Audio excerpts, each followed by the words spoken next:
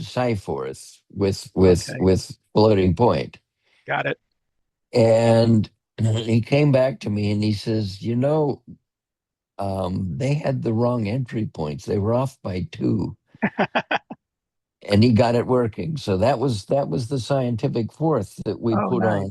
on all of our weather stations, and not the weather stations themselves, but the Apple II that read the data. Yeah. Okay. And so Ah, so he had showed his chops in fourth in high school, and and so in college he he did that, and then later when I had built a scheme language in, interpreter in fourth, nice. I'm in, and I'm interested in schemes. Yep. he went away for a week, and he came back and he says, I rewrote your interpreter as a compiler, Nice. and it ran 28 times faster. Oh, cool. It was so cool. Yeah, Um, nice. These are great and stories. yeah, so there's another story. I got a phone call from the Farm Bureau, and he says, your weather station just saved a little girl's life. Whoa. And I said, how's that? And he said, well, he said they found this little girl in a drainage ditch, face down underwater, Oh my. and the the the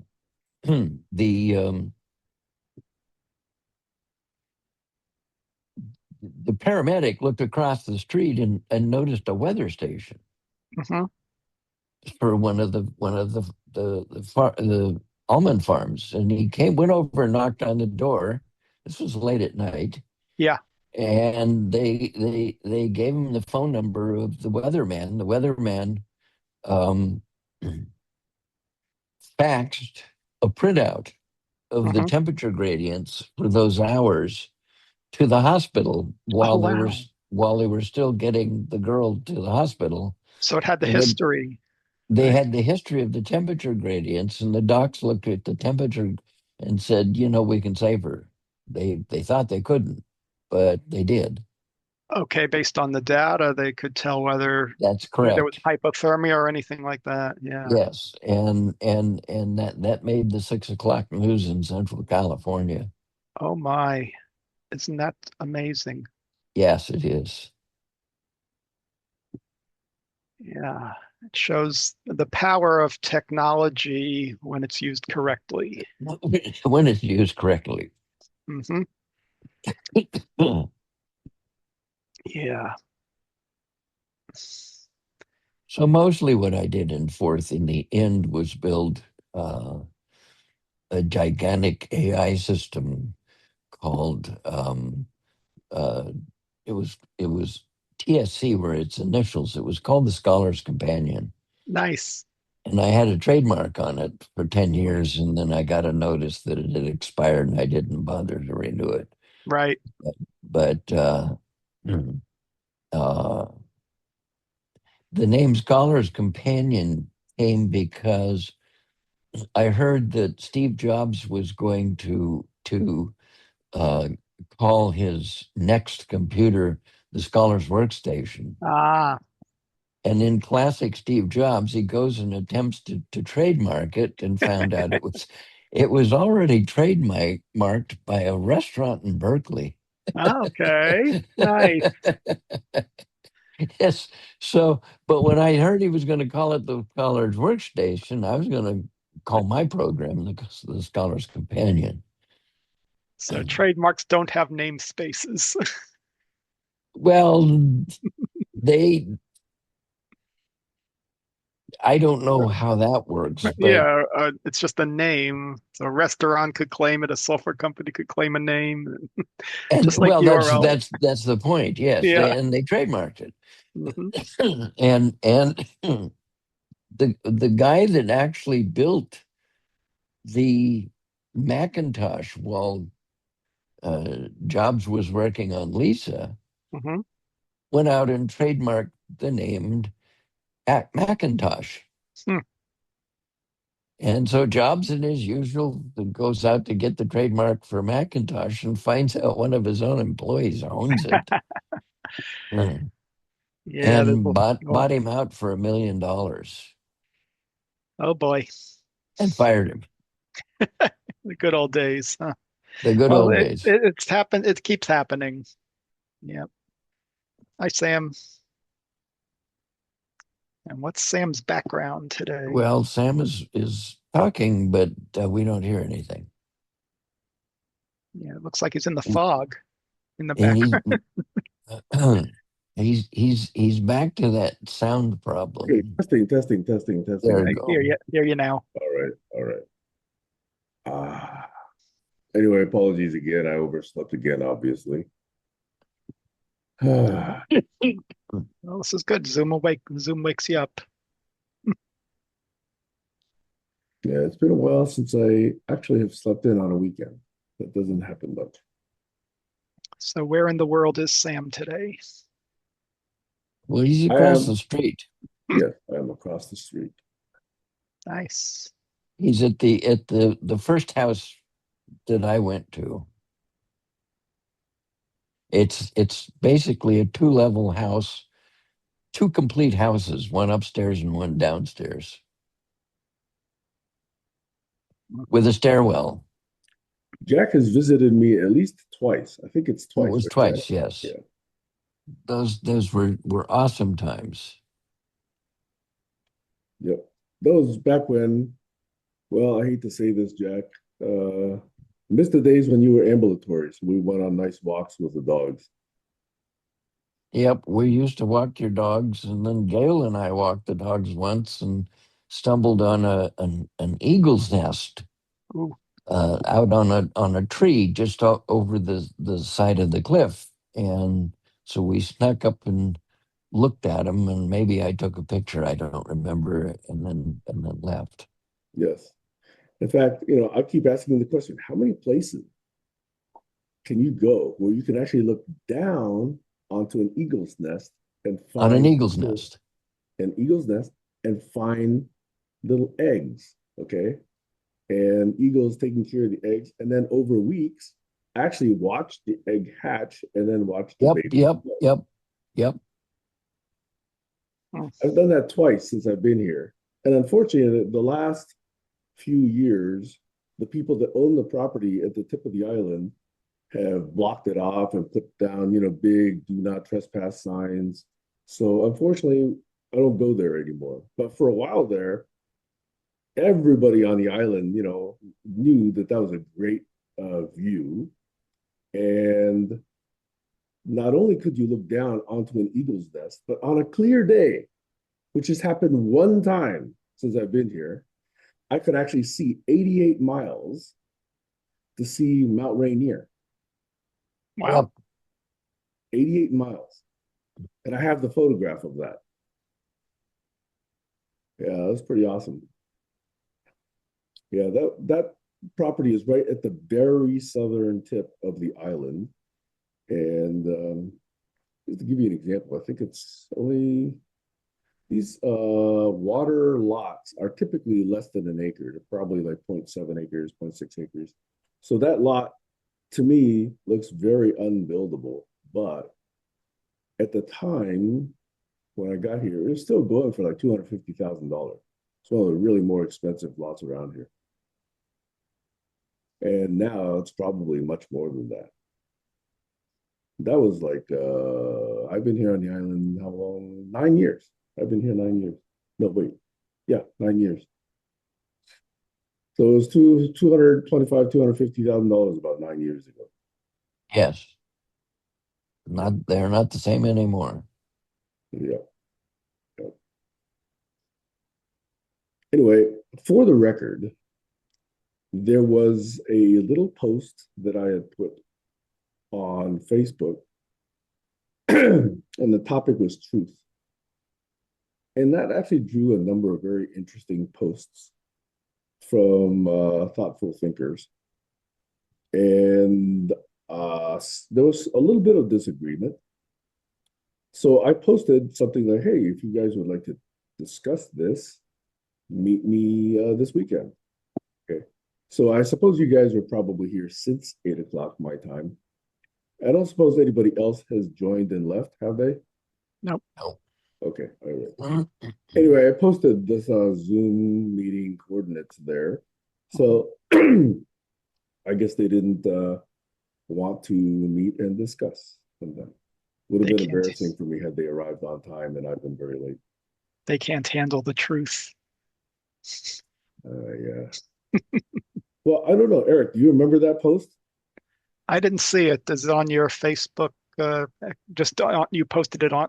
Yeah, just You on my didn't do it. personal page. Okay, Yeah. I'll take a look later. It basically says something like, truth emerges when we reconcile all perspectives.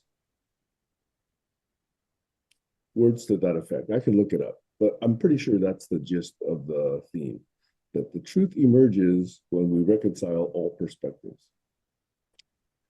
I would And say surprisingly, I found some disagreement on that. there's also hidden perspectives that we're not aware of that factor into it. Which means to me that the truth changes as you discover those hidden perspectives. Right. In the process of reconciliation of all perspectives. Mm-hmm. Yeah. So the truth of 1960s. That's right. Yep. That's why I say emerges, right? It's Yep. not is. Anyway, I thought that was curious. Yep. So for the record, if people look back and are curious about it, this is a reference to that Facebook post, and that at least so far, we haven't had live engagement on it, other than with you. Okay. We were talking. Do you remember Doug Carmichael? He Yes, passed. Yeah. Anything you want to say about him? Remembering? Did you ever meet him? Just online, an OGM. Well, I don't Sap know, and I Jack. both used to hang out with him. Mm-hmm. Doug was kind enough in February of 2011 to invite me to a series of conversations that he hosted on Wednesday nights. Mm-hmm. And he called it Serious Conversations. Mm-hmm. And Jack, I don't know, you probably were invited before I was, but I only discovered it February 2011. Yeah, well, I remember you brought your daughter once, and she and I had a nice talk. Yeah. But see, that wasn't the origin story of Serious Conversations. Yeah, I don't actually know the origin story of Serious The Conversations. origin story is that Rich Green had an office building in Palo Alto that hosted it, and that was at 8 o'clock in the morning on Thursdays. And then something about the economy trashed Rich Green's business model, which was selling high-end audio systems to rich people, and so Rich had to close the office. So Bill Fenwick stepped in and said, "Well, you can use my house on Wednesdays." Wait, time out. If it started at Rich's place, it didn't go directly to Bill Fenwick's place. There was I don't actually a think time so. there where it was actually held at the archaeology department at Stanford. Okay, see, I was never a part of that. Okay. I picked it up when I found out when Doug said that they were meeting at Bill Fenwick's at, place. at Fenwick's house, and then Right. Fenwick invited me over to Fenwick and West once, uh, just because I guess he liked me. I don't know, but it was to a celebration of their 50th anniversary of being in business, something like that. And I got this sat in on this very interesting lecture from the acting CEO, West had already passed away, so it was left to Fenwick. And so there was the CEO because Fenwick was basically stepping out. Um, he would step in on occasional things, but the story was that three hippie-like people came in the office once and said that they were looking for legal counsel for a uh, consumer appliances company. That was Apple Computer in Wow. its early days. Yeah. They knew they were going to be a consumer appliance company, not a computer company. Interesting. That was late 70s, I think, right? Yes. Yeah. And he told that story, and Oh, that wait a just minute. We blew were me talking away. about Doug, right? Yeah. I mean, I have follow-ups to those stories, but what I recall was if it did start at Rich Green's place, then at some point, when his business had to close down, it went to the archaeology department at Stanford, which was an awesome Oh, place. wait, no, no, no. As a matter of fact, I do remember sitting in the archaeology room with all of these bones on the walls and stuff. That's right. Um, yep, It was I like do really remember interesting stuff on the walls, and the table on the itself was this and the huge table. Yeah, custom square table that probably was 8 by 8 by 8, or larger, something like that. it was huge. Yeah. No, yes, I do remember going to at least one of those meetings. Yes. Well, that went on for quite a long time. If I recall right, it was at least a couple of years before, for some reason, we had to leave the archaeology department. I loved meeting at the archaeology department, because it gave me a chance to go back to campus. It was very unique. There's no other room like it in the world, I would suspect. Yep. Like charts, maps, models, skeletons, books, Yep. and it was not very well lit. It was kind of dark. Okay. So it had a cool vibe to it. Yes. So You're right. I do remember that. yeah. And I remember, let's see, Jim Harriot, who had some kind of you remember Jim? He had a pretty interesting air travel related company, I think, where he was a pilot. And then his wife came occasionally.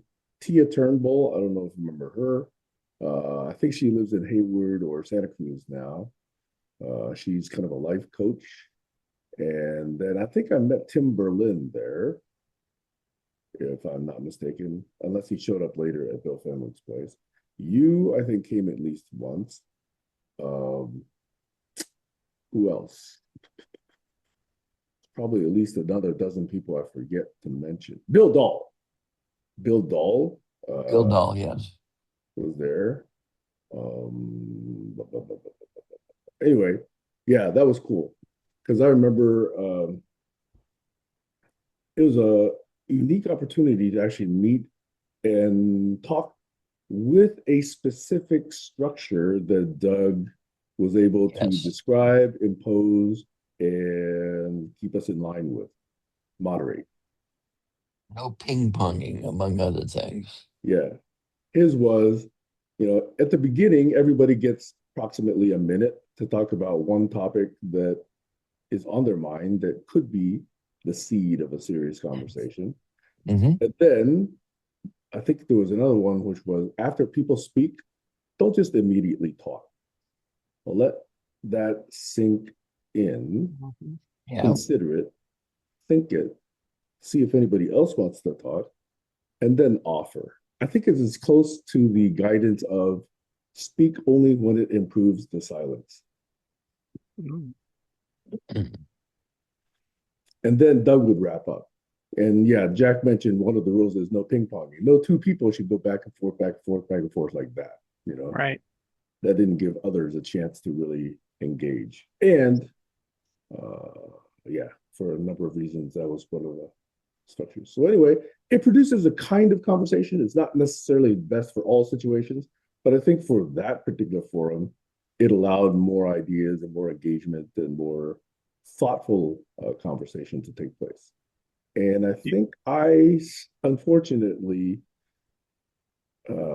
stopped going in 2016 when I moved up here to Washington State. Yes, you did. Curiously, I said, can people participate remotely? Can we set up Zoom? And almost nobody liked that idea. And that was too bad. Yeah. Do you know if he ever documented the rules for that kind of meeting? Oh, it's been written up many, many times. By the way, on the Zoom thing, once COVID hit, Yep. sure enough, they moved to Zoom. Right. So, yeah. But I don't think it's going anymore, because after Doug stopped moderating it, there were some people that tried to keep it going. Well, it stopped when Bill Fenwick died. Actually, it didn't, because there was another place in Los Altos where they met, and I've been there at least 2 or 3 times. And they tried to keep it going, I think, on a monthly basis. And this is only after I moved up here and went back to California on visits and was So I didn't know about not that. able to go do that. So I got to go turn off that alarm. I'll be right back.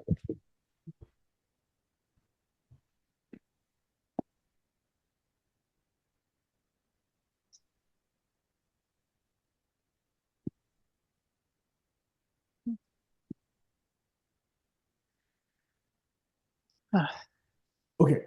So anyway, yeah, Serious Conversations was in many ways a precursor and shall I even say kind of inspiration for the GCC and CSG conversations that have happened ever since 2017. Yeah. So you took a lot away from Doug on that one.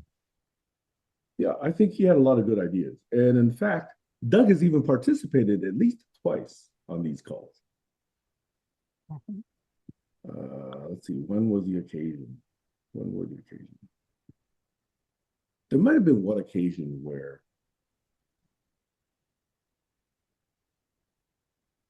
I made a specific call to a number of people. Froda, Dino, Doug, Bill Dahl, number of others. I really forget what the topic was. I really invited them and said something like, hey, this is going to be a special conversation. And surprisingly, some number of them actually did attend. I got to look in the archives. Man, I did notice my memory is not as good as it used to be. Yeah. That was a surprise. So I want to mention what Jerry does is in his brain, he indexes every call. So I was able to find from the link that he sent all the calls where Doug was in his brain. Mm-hmm. And that's how I found the latest one. And that's the one I posted to the Facebook group. By the way, I knew that was a lot of work. But for a few years, I used to take the YouTube produced transcript of these calls. Yep. I used to put it into a Google Doc. Yeah, I remember all that. I used to put the members who attended. Mm-hmm. I used to put the link to the actual Zoom in YouTube. And I used to put the typing chat transcript, whatever we might have entered into the Zoom chat, and put that in there as well.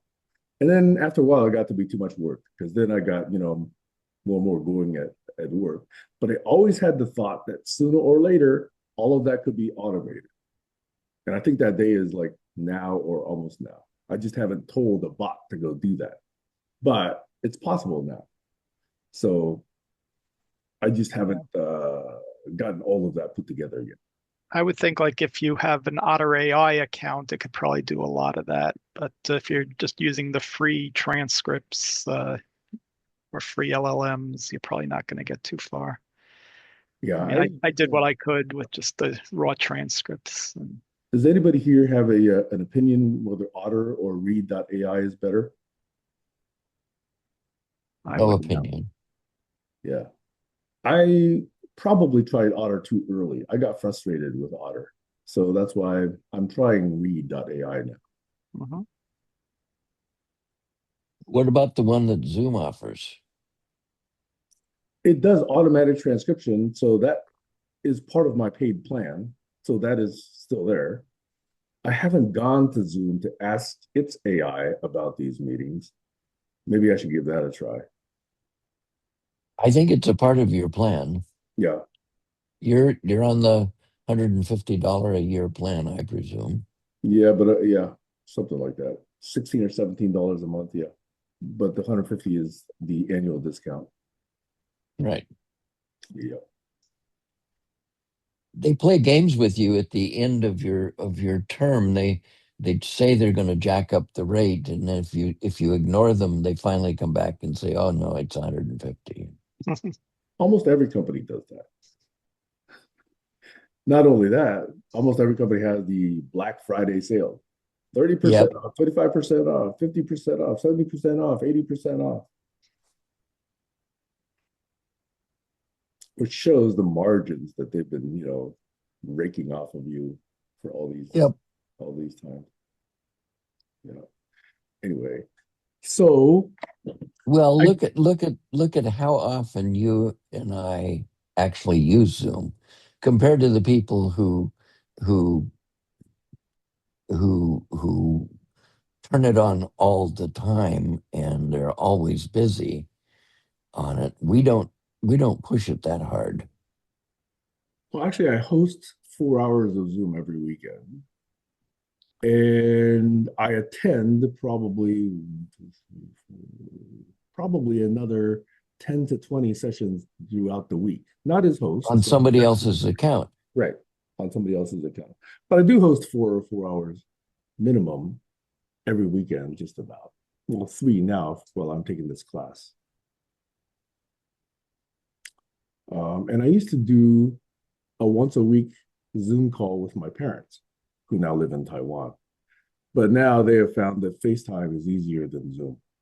So it's easier to call them on FaceTime. Well, and by the way, if you have a Signal account, you can do the same thing. Trying to get my parents to learn a new app is not a simple undertaking. That's Yep. true. Yeah, I find it interesting how Zoom just captured the marketplace when COVID hit. And they probably had it a little before, but Yeah, their how stock that just shot up like Well, crazy. And you know who could have done that? Skype could have done that, except they're yes. bleeping incompetent Hmm. yep, yep, and their yep. quality No, was horrible. And you know why that happened?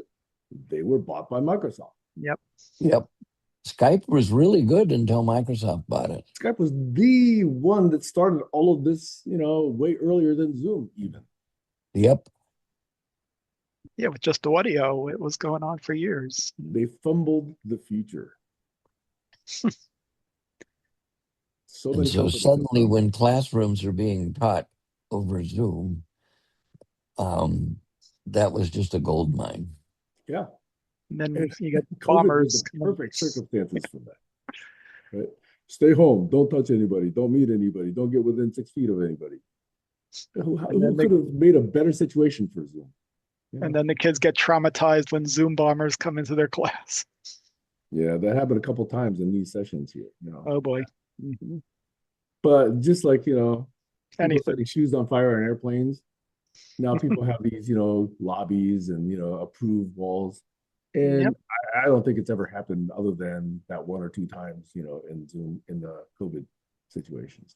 Yep.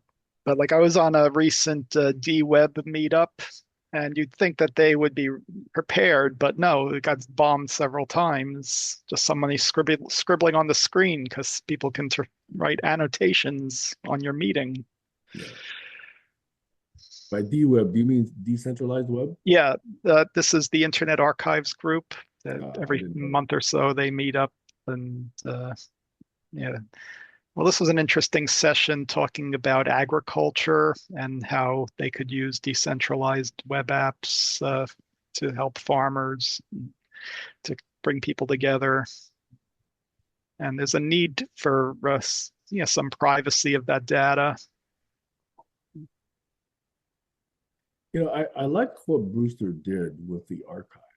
And the promise was always that you could put almost anything on top of the raw record, which archive.org was and is. Mhm. So you could put the brain on top of it, you could put a DKR on top of it, you could put a topic quest on it, you could put, you know, any kind of associative or navigation kind of a tool on top of that. Mhm. And I think it could possibly still happen. But it also then erases for me why we as a society let certain people get away with violating ethics, and yet we go and prosecute others.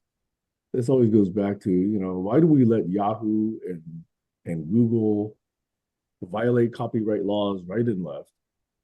And yet, when I want to use somebody else's trademark or I want to use a particular quote, somebody will send me a nasty letter. You know, Yeah, and YouTube I just drives don't me like the nuts way with that too. society. And now I you take LLMs and the training data that goes into them, we can't even trace that anymore. It's just being used in. So I think capitalism and success belongs to the people with the richest team of lawyers, biggest team of lawyers. And I don't like that as part of our society.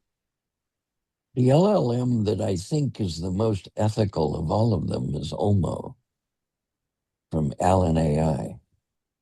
I don't know that one. Yep, OLMO. If you, I will send you some links, Sam. But it's if you go to uh, the Allen AI website, you'll find it. Okay. Yeah, it'd be interesting to see how they can substantiate that claim and whether it's truly open. They present they don't only give you everything that goes with it, all of the internals, but they give you the list of every document they harvested. Hmm. It's a So they scientific. It's for science and math. It's not for general purpose. Mhm. Okay, then So I get that. That's fine. they didn't go out and read the New York Times and all of the rest of that shit. Hmm. But what about the copyright restrictions on the scientific papers? Well, that's probably they spent some money and bought the rights to do that. I believe it's the most ethical of all of them.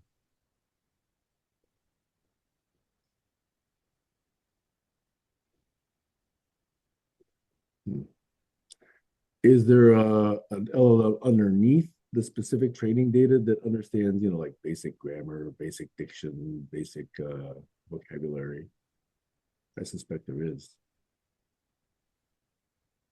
Well, I don't. We've actually tried to use it and ran into this is the classic Python problem: conflicts in versions of things that you have to to satisfy the requirements. And when I'm on my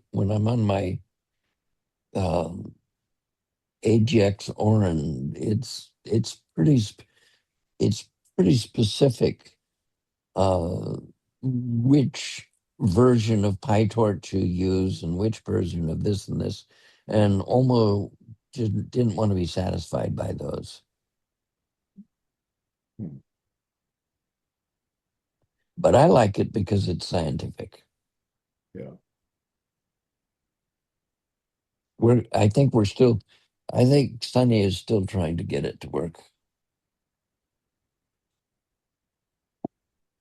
And speaking of LLMs, when I got this machine that I'm on right now, this is my latest machine. It's a big AMD processor, but that's not the interesting part. The interesting part is it's the first time I was able to get a machine with a decent GPU used still. but it's a 3080. I think that's got what, 10 gigs of VRAM, something like that. So I tried putting Misty on it. I tried putting Olama on it. I've downloaded some small LLMs, and getting them to work reasonably is non-trivial. It's not just plug and play.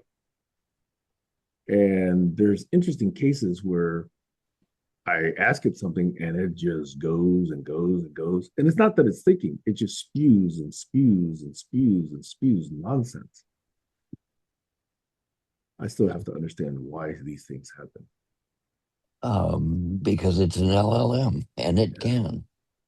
And it depends on what temperature you set it to. And whether it drank last night. Yeah. Yes. Yeah. Anyway, So, while I'm engaged in, sorry, go ahead, Eric. oh, I was just going to mention something in my Python class. I learned about Spacey, which is a library for text Oh, processing. yes. We I use think it, that came from yes. Stanford, didn't it? Maybe. Yeah. Do you know? So I don't think I could say that. It's too, it's, All right. oh, But I had fun with it, it. What are you doing it's a with it? company, it's called Explosion. Okay. And it's a guy and a girl. And I don't, they may have been Stanford grads, but I don't think Spacey came from Stanford. I mean, I'm not aware of that. Yeah, but I was surprised just on my normal Macintosh, I can download a model and just do some Yes, text that's the analysis. point. Yep. And it turns out that Allen AI has the best scientific model for it. They tell you to use their English small, medium, or large, but if you download the Allen AI version of that, Hmm. uh, it really does science better. That's cool. Yeah, I just looked it up. I think I'm wrong. It doesn't say anything about Stanford and Spacey having an association. But I had to struggle and put another prompt because it first came back with Kevin Spacey did not come from Stanford. Well, Kevin's, what a surprise. Yeah, Which, as a Stanford grad, I am happy to say. where's your context? What's my namespace? Anyway, yeah, that's the advantage of Macs because they have those GPUs built in. I'm assuming it's one of the later model Macs, M model Macs. The M1s, yes. Yeah, The Yeah, M1s, twos, threes, and fours. right. Um, I can run using Olama. I can run locally, but I was gifted a 64 gigabit um, uh, basically development GPU, which means it's not an H100. It's not fast, You're talking about the Nano. and well, it's the eight. You had the AGX Nano and then the AGX Orin, and now you have the AGX Spark, and the Spark goes to 128 gigabits of working memory, Not uh, gigabits, gigabytes, right? 128 bytes, 128K, whereas the Orin came with either 32 or 64, and I was gifted a 64. And I it comes with a 500 megabyte uh, stick in it, and I just pulled that out and bought a 2 terabyte stick and put that in so that I could load lots and lots of AI models into its memory, and then let the Orange memory, 64 gigs, go and run with that.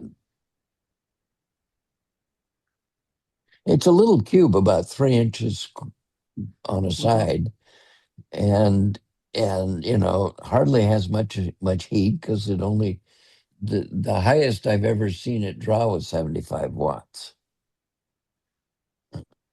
Whereas an H100 running full blast It will turn your air conditioner on.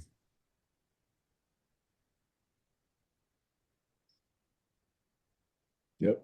Envy to those who can afford one in their homes. Well, some people do. I mean, you can the guy that started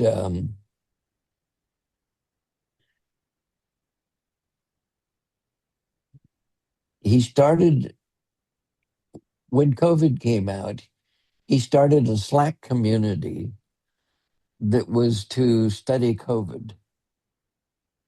And Jensen gifted him a box with 4 A100s in it.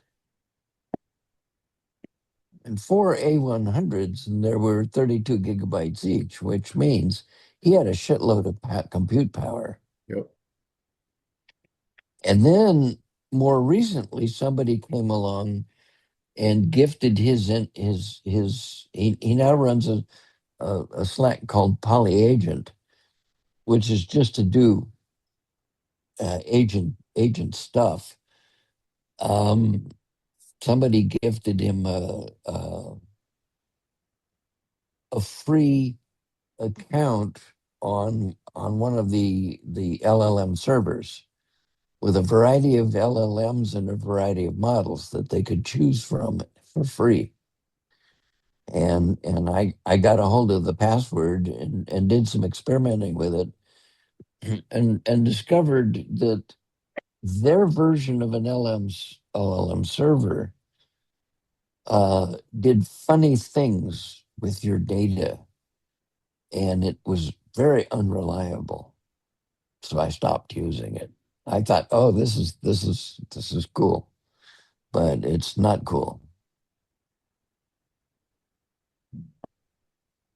Yeah, how do we know what these side effects are? Like, how did you That's find the out? point. So I don't know. They have they accept the usual AI prompting and all of the blah blah blah stuff, but what they do with it before it goes to the LLM is unknown to me.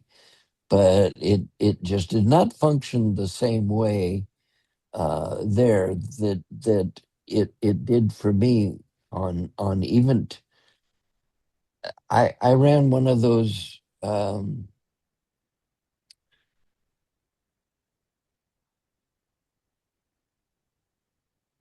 link uh, I've forgotten it. Somebody published a chatbot thing that would allow you to download and run any model you want, and then it would quantize the shit out of it. And I ran it on one of my Linux boxes, and it was slow as hell, but it was accurate. And I compared its output to what this other site was doing, and they weren't the same.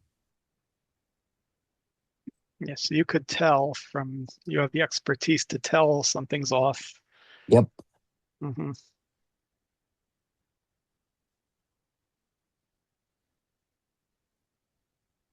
You would think that new generations, like people of my kids' generation, would be all over AI. Turns out my daughter is very resentful of AI because she spent over a decade learning how to draw well. Mm.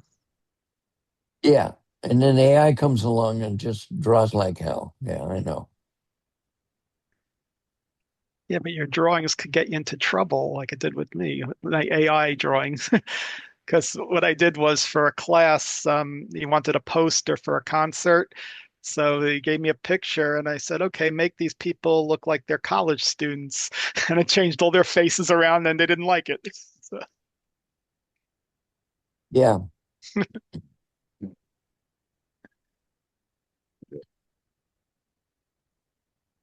yeah, I bet there'll be backlash.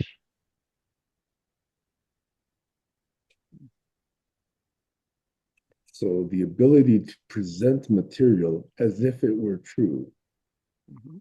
And that power is easy to abuse or abuse by I think, those who are unethical. yeah. Even feeds the you can't believe anything zeitgeist, And the which problem has is been created. the AIs are getting better and better, so they're fooling you more And than the you would. people are getting dumber and dumber. Yeah. So here's a story for you about AI. I got an email from somebody that said um, that she was a biologist at Genentech, Hmm. and she was interested in what Topic Quest does and wanted to talk to me. So she opened a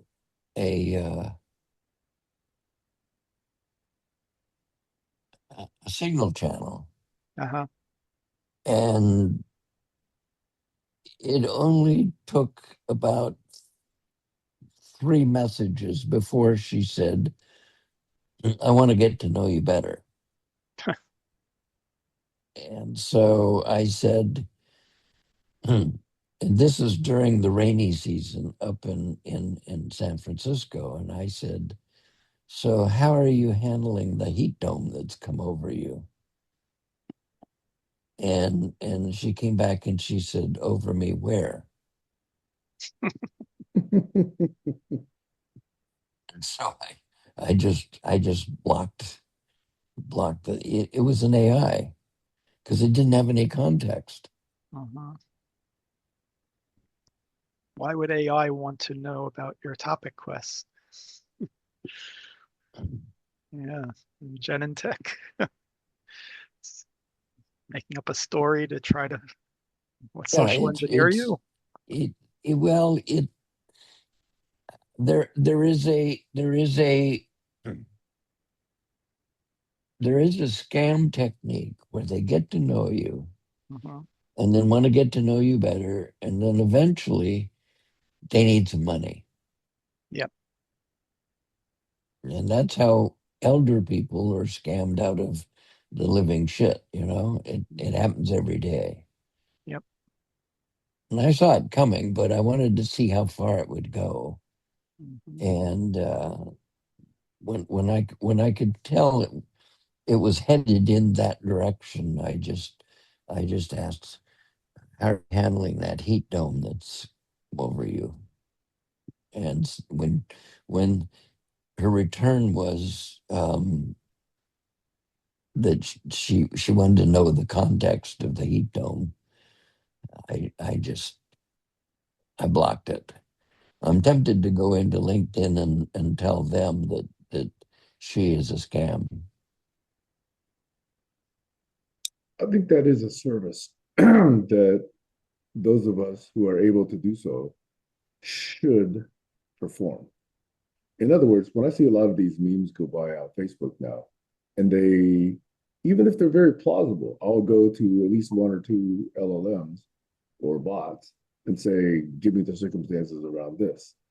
And it'll either say, well, this has been discredited, or this is actually a very true story. I do the So, same thing with Google. I don't have a bot to do that, yeah. And then I but it post that chat transcript link as a comment on that original meme slash post. Mhm.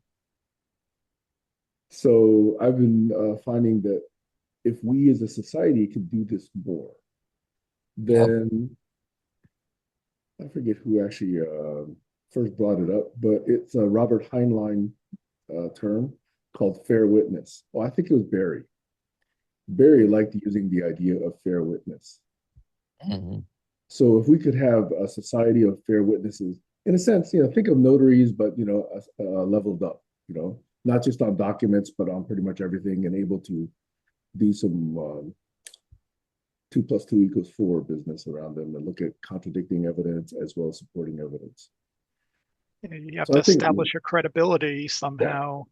That I think is a very, very key practice we need to develop in some subset of society. Oh, it's Otherwise, I time for find it. me to leave. Sorry, what Okay, was that, Jack, Jack? It you is have to go. time for me to leave. Yeah, More it's to been a talk pleasure. about regarding that topic, but I'll carry on with Eric on this because I have a follow-up question, Hmm. which is I am constantly surprised how many people see a meme, don't even question it, and I admit I have been guilty of this, okay? Forward it. Yeah. And immediately forward it, and then somebody else comes back and says, "Hey, you realize this is not true." Blah blah blah. Yep. So as a result of that, I've been trying to do more of this verification and validation Good. practice. Yeah. Yeah, But I'm frustrated, like with YouTube, all the crap that comes my way, and how do I filter it and yeah, pick what I like to watch? And but I'm pretty good at finding the sources that I like that make sense to me, like Nate Hagen's. Yeah. Hmm. yeah, Yeah, well, it's a cat and mouse game. yeah, yeah. By the way, I have to also go on record that yesterday I think Kayla did join. Okay. We were talking some geeky stuff. She didn't Hmm. participate much and then left. Hmm. So I wonder whether we bored her or disinterested her. Anyway, yeah, part of what's got me busy, Eric, you probably know, but I'm still taking care of getting the rental Of final course, across the street and then big starting thing, here. That's the next month or two. I think it's going to be very busy. right? Okay, And after that gets done, I want to go visit a number of different places around the world. sounds good. You can do it. Go for it. Hey, just out of curiosity, uh, Mm-hmm. what do you make of the associations now being exposed between Epstein and Israel? I haven't been following it much, but I mean, I really haven't been following exactly what they're saying. But I think why is Epstein coming back in the news all of a sudden? Like, there's a reason for that, um, and I don't know why. Well, much of how Epstein worked was never known. But the Right. more and more it gets exposed, the more it looks like he was part of an Israeli spy operation to collect compromat on U.S. politicians, Yeah. probably politicians in the UK as well. That's why Prince Andrew was in the net. So I all of get. this compromat has Mhm. allowed certain policies to have, let's say, obscure influence. We don't know where these policies come from, but now we know that it's through very deliberate bribery. And And this has now, been going on thousands of years. yes, yes, but in the U.S., especially in the last few decades, um, if it can be corroborated, it would actually explain quite a lot. And in fact, it's exactly why, in my opinion, Citizens United was the beginning of the end. You could then spend money as if there were no tomorrow, which meant that votes no longer mattered, only money mattered Mhm. in elections, which means you no longer have a democracy. And the claim is that the money is speech. That's for, It's such a yeah. stupid claim. Hmm. And every branch of government is complicit. Every branch here in the US. I suspect these operations are happening in other countries as well, but in the US, this is a spectacular example of one that has been unbelievably influential. Hmm. And it's caused the demise of what once was a respected country.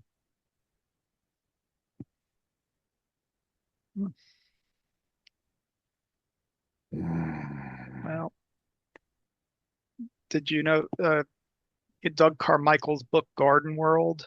Did you ever hear of that? Yeah. In fact, I ordered it. It's probably here somewhere. Before Garden World, I would be one of the few that I could even detect who would go to his blogs and comment on his blog. Very few people commented on his blog, but I would try and do so as frequently as possible. Yeah. Even so, it was only probably a couple dozen, maybe 2, 3 dozen times. Did he appreciate that? Surprisingly, I didn't get direct feedback from Doug either on those comments. So I would occasionally, like every year or so, have a one-on-one Zoom meeting with him. And then when I was visiting the Bay Area, at least a couple of times, he'd get together for lunch or dinner with me. And that was nice.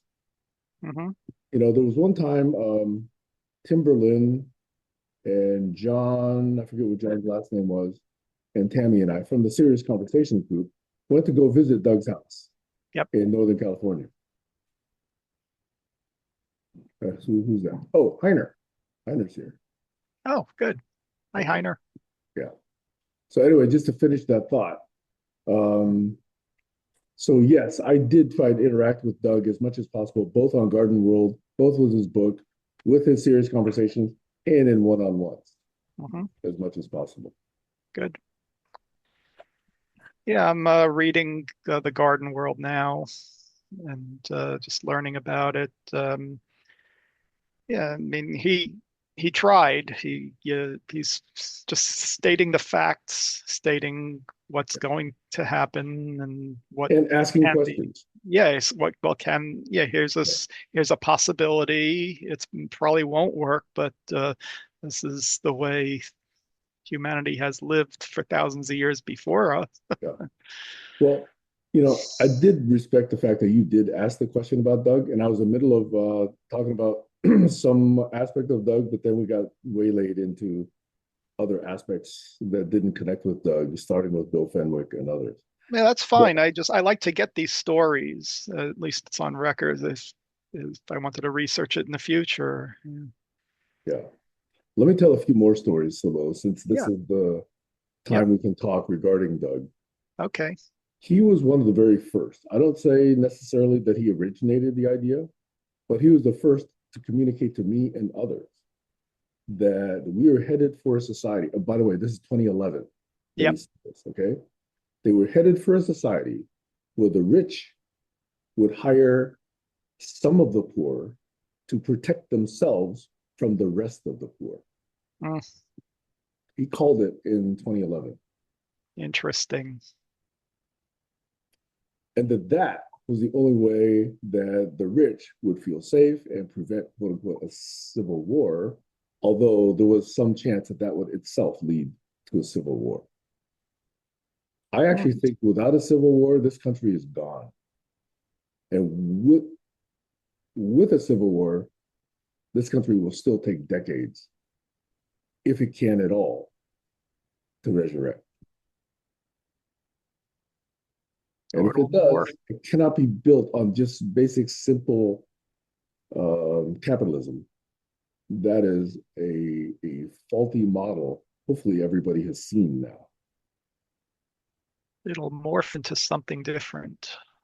It must. Otherwise, we're learning nothing from history. Sorry, Heiner, I'm going on and on and on, but we wanted to spend a few minutes about Doug Carmichael, and I have a couple more stories, but let me welcome you and see. Yeah, let me welcome you and see what's on your mind. He's running late with everything. Okay, all right. Anyway, Heiner, when you want to speak, please speak up. But until then, I have one or two other Doug Carmichael stories. He was, not many people know, but maybe it's written in Garden World. He was an advisor to George Soros. Okay. Did he write about that in the Garden World? I haven't seen that yet. Maybe I'll get to it. There was a number of conferences, annual conferences held at different places around the world. Right. And Doug would sort of be the organizer behind the scenes to say, okay, so here's how we're going to theme this display, and here's how we're going to put these themes on that display, and Here's the order of Interesting. seat of the events, and here's how we're going to split up the space, and here we're going to do X, Y, Z. Here we're going to do ABC. So you implemented As all people that. enter, here's the kind of Yeah, I signage didn't know you're that going to about him. see. Wow. Yeah, so he did that, and it was something called what, new economics. The term new economics was in there, but it could I, have been yeah, I the think Institute Jerry for New mentioned it. Economic Thinking. What? Yeah, and yeah, something like that. INET, Institute for New INET, Economic Thinking. yes. Right. Yes, that's what it was. And he would go to these conferences. One was held in Vietnam, and the leadership in Vietnam would actually be at these conferences. And oh, by the way, they would get economic. What's the highest economic office in most countries? The prime minister of the economy, or whatever they might call it. Hmm. They would get many of them. Probably three-quarters of the world would send their such and such to these conferences.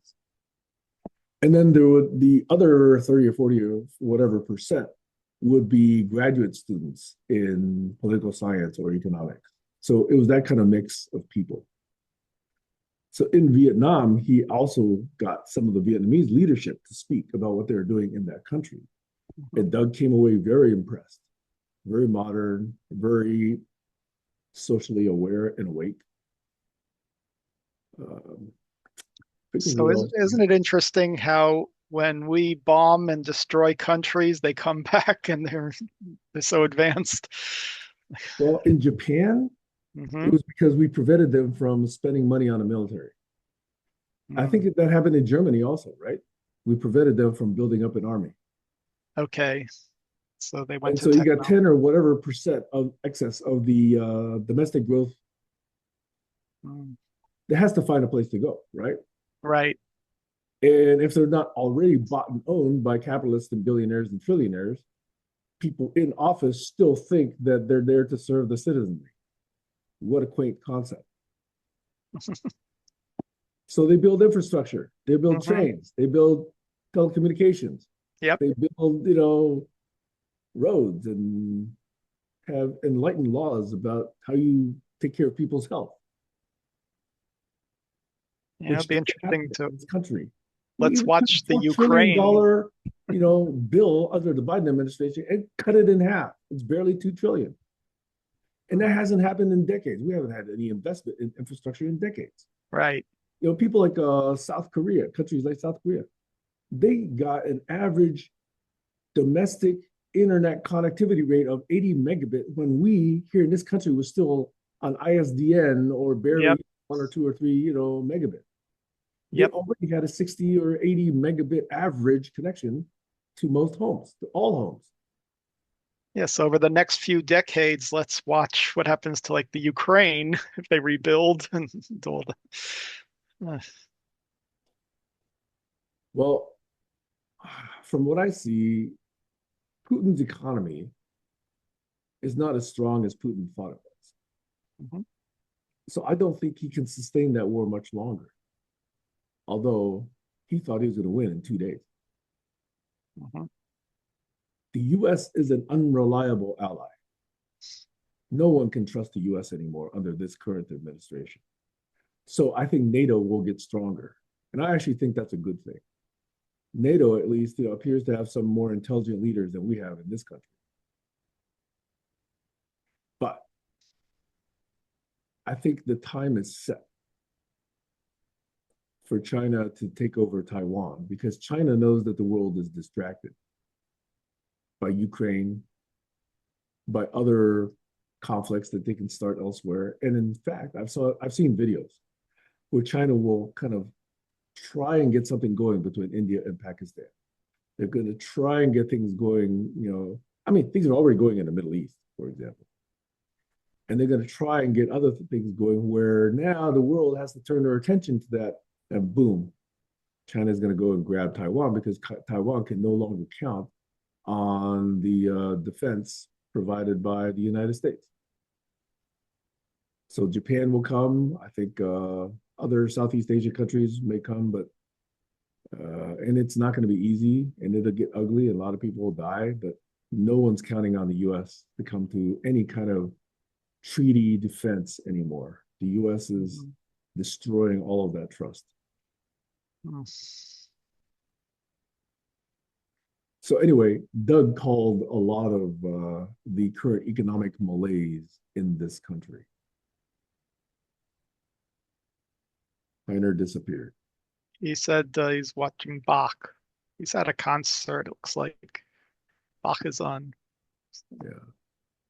Okay.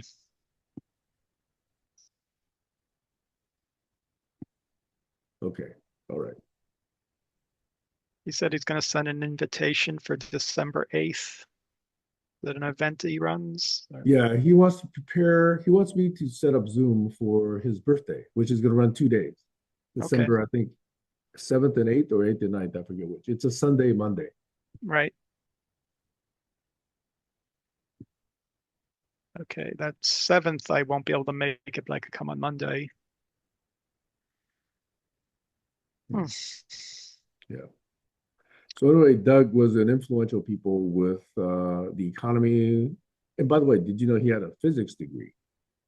Yes, that was interesting to learn that he Yeah. was at Caltech and he probably had courses with Feynman. Yes, he did. Hmm. And you mentioned people that are in the popular literature, like who's the guy that talked about the hierarchy of needs? Maslow. Maslow, yeah. He also knew Maslow. He actually Oh, disagreed wow. with Maslow. Oh, yeah, sure, but he's connected. That, Right. yeah. Almost, he's connected with a large number of people that we've, sort of taken and assumed were a long time ago. But yeah, Doug knew them. Mhm. Wow. Yeah. Uh, Interestingly, though, I don't think he knew Doug Engelbart very well. Mhm. He came to Doug Engelbart's 2008 conference, Program for the Future, which I and a bunch of friends put on, Oh, nice. but I don't think he knew Doug very well. Hmm. So anyway, those are some memories that I have of Doug, and probably have more, and I'll probably talk more about Doug. But he was willing to listen. He was able to instigate and support serious conversation. He drew together very interesting people, and he got a number of ideas circulated and discussed, which I Yep. think is a very, very good thing. Yeah. And I think his Planted the view, seed. which I have taken also, is discussion and exchange of ideas is a good start. Don't assume that out of this forum or any other forum, there needs to be a project, because each of us can take these ideas and go out Right. into the rest of the world the other 166 hours of the week Yep. and do what these ideas might align with. Hmm. And yet many people call this forum a failure because projects don't come out of it. Well, that's because you're not taking these ideas and doing something with them. Hmm. So I learned that perspective from Doug as well. Yeah. What he taught me was not to chat so much when I'm on Zoom. He said you just Yeah, can't focus and it distracts other yeah, people. So I've it does. learned. I mean, not if you're really trying to get serious ideas exchanged. There's a certain amount of Right. social lubrication that needs to happen. But if you're really Yeah. trying to get serious ideas Yeah. Like if across, you it's a got to be reference, sensitive. if you're using it like a reference to post links for people later, that's fine. But if trying to respond to other people in the chat while people are talking, it doesn't work. Yeah. Yeah, Hmm. yeah. I don't think anybody's perfected how we interact, especially with technology changing all the time. But he Yeah. was sensitive to these issues. Yep. Yeah. Because chat used to be just linear, and now you could reply to previous chats, and that's a whole different dynamic. Right, right. By the way, Doug Engelbart was very sensitive to these issues. Okay. I try to be sensitive to these issues. Hmm. Yeah. If you're really listening or not. Yeah. Or, yeah. Which is why even in these conversations, you can still tell, sometimes it's really hard to get people to stay on topic. Yep. So before you joined, I was talking to Jack. We were reminiscing about Fourth. He was telling me some of his projects. And I told him that this morning I got my Java applets from 2005 to run in a modern browser. So it's 20 years, and I'm surprised because there's a plugin. Once you enable it for a certain domain, it will run a Java applet. And how it does it, it's who knows. It's reading the class files and it's It running used to be called a WebAssembly. JVM. Right, it used to be. And now I could actually do a screen share and show you what I Yeah. built 20 years ago, if you'd like to Hey, see that. I was leading teams that were on Java 1.1.8 and earlier. Nice, the good old days. But what I Back feel like, before, was AWT even there then? I forget. who knows? Yeah. I It's mean, certainly it started before. off, I remember first learning about it when applets came out in the web browser. Yeah. That was a big thing. Now I wonder today, like, see, what that enabled for me was no matter what the students had, I could deliver software and they could run it in the browser. Those were the days when you didn't have to worry that much about the security. When once all the Java security nightmares started happening, it just died. But before then, I did quality software work in the browser. And these days, it's much more complicated to deliver that level with all the Um, security. I feel a rant coming on. I'm going to try and control Yeah, it. go for it. Let it out. Careful what you ask for, Eric. Okay, here it is. I'll give you the small version. I like a language that can be used throughout the entire stack. Mhm. And so long, I hear these stupid monikers like LAMP. First you have Linux, then you have the app server, then you have what was M? There's Apache, Apache MySQL, modules, PHP. Apache modules. And then you had Yes. P, which is PHP, right? Yep. Stupid. It wasn't even Python. It was PHP. So Yeah, I you had to use have it. and you had WAMP and you have, all these other crap. And I was Yep. thinking, why don't we simplify this? Because obviously each of these competing contexts is complicated. It's non-simple. So it took a while for these things to actually come up with models where a single language could apply. Now, to its credit, NPM, JS or now TypeScript, whatever they call it, Yep. it's close to that, right? It's a single stack, and it seems to have won the war. And everybody seems to be saying, okay, this is what you have to build in. Hmm. But the alternative, which I think I've spoken to you about before, is Clojure and ClojureScript. Hmm. Okay. Because even TypeScript and JS don't have a data persistence language that can replace every other. Okay. So at the bottom, they still use SQL. But that's why I say it's starting with a logic at the server side all the way into the browser. Clojure and ClojureScript is that one language. And then down Standard underneath it, database. you can use anything. And my Right. preference is data log. Okay. Right. So that to me is a much cleaner model. And it's a much more safe model, in my opinion, because of just the way the language is constructed, Clojure and ClojureScript. I Whereas, could appreciate that architectural view that you have.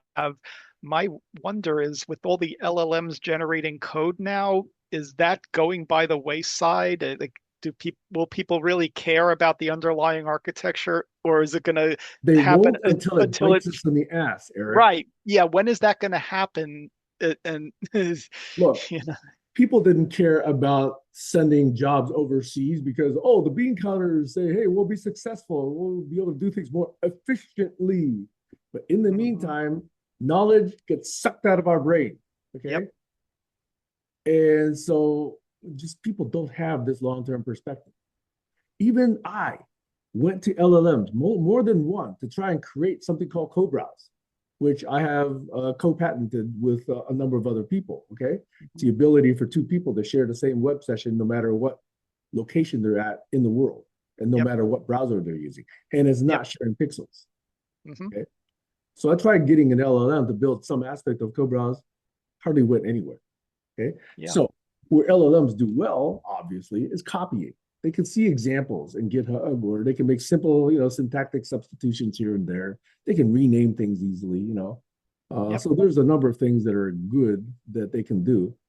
But for new architectures, like how do you actually put a synchronization model in place, or how do you actually Yes. then take care of two-phase commit? Well, no, it probably does. It can probably do. But other things like how do you deal with things like immutability? Yep. I'm not sure it can do that, because does immutability exist in TS and JS? I don't think so. Everything's mutable in that world. Yep. So that's the problem. People, even Facebook claims that they're now replacing 20 or 30% of their code by AI generated code, not human generated code. And I think that's a model that, if you don't do carefully, is going to head us for disaster again, because fewer and fewer people are going to understand how code works. Yep. And certain industries have certification processes for your code. And yeah, I don't know how.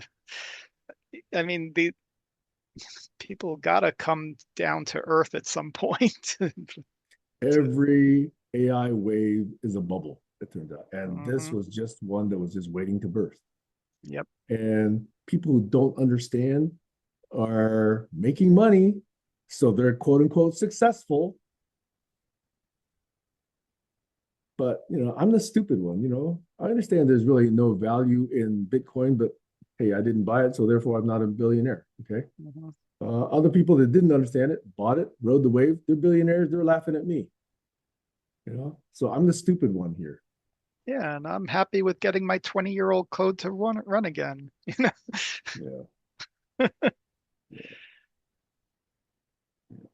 Oh, well, I was saying probably 10, 15 years ago, probably longer than that, that hybrid techniques eventually will win. mhm. I think the raw brute force LLM model certainly is expensive, has its limits, and now we're breaking things into chunks. And Yeah. What I say it's good is if I'm getting started, it'll help me get started, give me the framework, and then I could build on that. yeah, But I wouldn't do a whole but project. IDEs do a lot of that already. Yeah, sure. Yeah. I'm speaking like an old cantankerous guy, which I've turned into. Yeah. Well, would you like to see a quick screen share? Do it, Eric. Take my Okay. mind off of this other. Okay. I'm gonna share sound. And thank you for listening to me. I tried to Oh, not that's make that fine. into a more violent rant. All right.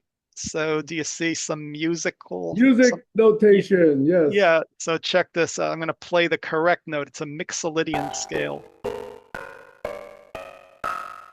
Okay. Now I could change the MIDI instrument. Wait. What's generating your audio? Because it's coming across really horribly. Yeah, it was bad. I'm trying to change this drop down, but that's fine. It's just MIDI. It's Java Okay. MIDI All right. running through this modern browser plugin, which I Yeah. could So quickly maybe you show need to you. enrich your sample library. Yeah, you see, this is called Chirp J. That's the Okay. plugin. All right. Chirp J. Yeah, okay. Yeah. So you enable it for the domain, and the domain is just a Netlify static web page. And Mm-hmm. I uploaded the class files from 20 years ago and the HTML. So now, like, I could go here and use my app. I could change this to a double sharp, or yeah, change it to a sharp and check my answer. And then let's go to the next exercise. So I can. I have to write a Mixolydian ascending scale on C. So I'm just going to put notes on the staff. So this is a little pop-up menu that the students had, and they can't check their answer until they put all the notes on. So I'm just going to put my notes in here. All right. And then check my answer, and I should have one wrong. Yeah, this should be a B flat. So I change it to a B flat. I check, it's correct. Next, my score is 0 out of 2. It wants you to get the correct on the first time. So you could learn all the different modes, and these are all the different drills that are available. Yeah. I would fail that test. I don't think I know all those modes. Right. Harmonic minor descending. I know Okay. chromatic minor. Yep. I know melodic minor. But do you know Neapolitan? No, I don't. It's an ice Okay. cream. Yeah, so now if I give you this link, you could learn Neapolitan. You could practice all you want. But let me show you the other app. This is to detect the pitch that I sang. So I sang A sharp in tune approximately -10 cents. So the way it works is I have to sing as I record. So I go la, and it's coming back, and it did a Fourier transform, and I sang G3. It was sharp, 23 cents. I would have So, said B flat. yep, I B flat. And then, yeah, in this other profile, the source code is here in GitHub under this account. So I Mm-hmm. have all the mode drills. So see, it's just an applet tag. And then the Java code is in here. And yep, those are the class files. Nice. Yeah, so if you wanted to learn how I did my Fourier transforms, it's in the code here. You wrote your own Fourier transform function? At the time, it's in here. I got it out of a book and put it into Java, and here it is. It's at the bottom of this. So this is from 2005, and Yeah, there just was. scroll. AWT was there. Yep. Yep. So here's the Fourier transform, complex to complex, and then I use a Hamming filter, and it works. Yeah, getting That's all what the that. info, getting all the IO to work is non-trivial back in those days. Yeah, well, that was a Java library for MIDI, and Yep. then the audio sampling. They had a sample app when you installed the Java development kit that did audio capture. So I leveraged that, and Ah, I right. got the data Perfect. out. Perfect. Yep. Why code when you can copy? You know? Yeah, well, once I had the audio data, then I could analyze it and Yeah. transform it and figure out what note you sang, and Yep. it Yep. was fun. Yep. Oh, yep. Yeah, coding for fun is something that unfortunately haven't had much time for and would like to do again. Hmm. Yeah, well, once you get all your moving and traveling done, Yep. Once I get my, my lifestyle compacted into a sustainable way, yep. then comes time for fun and travel. That's what I'm I, hoping for. I try to have some fun along the way. You're so wise, Eric. Just a little bit of fun, not too much. Yeah. I try not to have too much fun. Right. You know, I remember the horse that ran away. Okay. I think I remember a Ah, story about that. Yeah. so I'm thinking that Kayla's not going to join, and Mhm. are we at a good breaking point? I still have to Yeah, finish some we are. legal documents, Okay. so I think I'm going to work on that. Sounds It's good good. to see you and Jack today, and Yep. hopefully we'll do something with Heiner next weekend. Okay. Sounds cool. Thank you, Eric. Appreciate the work. Appreciate your friendship. Sure, Sam. Pleasure. Have a good day. Later. Bye. Bye.